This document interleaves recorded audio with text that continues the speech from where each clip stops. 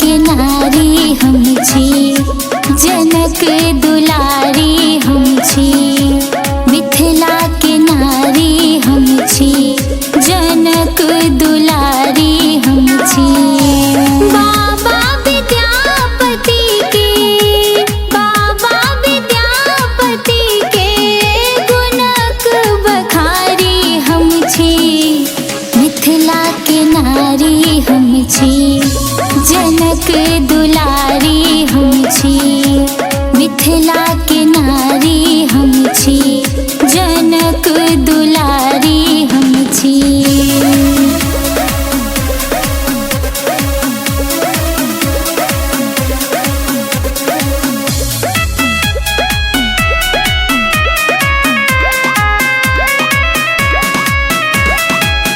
सीता जी के जन्मभूमि अहिल्या के धाम छियो।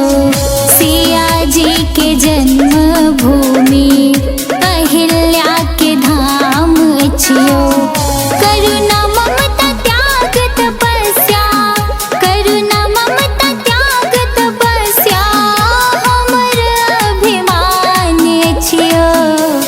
मिथिला के नारी हम छी, जनक दुलारी हम छी। मिथिला के नारी हम छी, जनक दुलारी हम छी।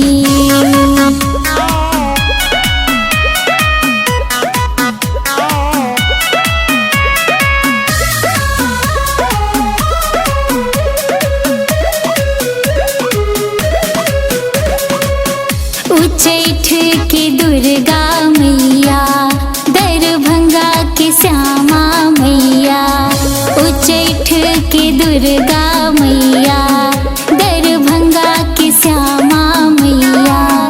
अकूर भुवनेश्वरी के, अकूर भुवनेश्वरी के कुल सा पुजारी छियो।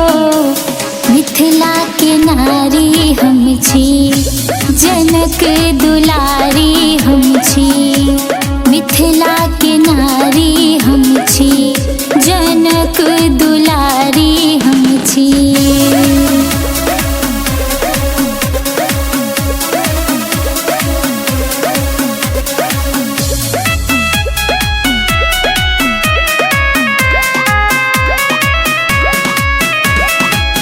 मिथिला सन नगरी कतौने घूमु चारु धाम यो। मिथिला सन नगरी कतौने घूमु चारु धाम यो।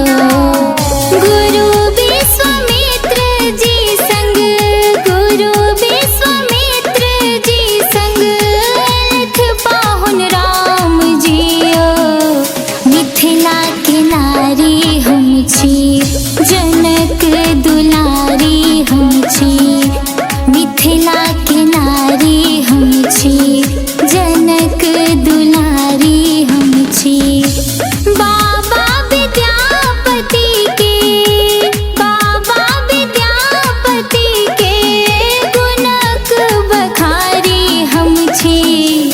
मिथिला के नारी हम छी, जनक दुलारी हम छी।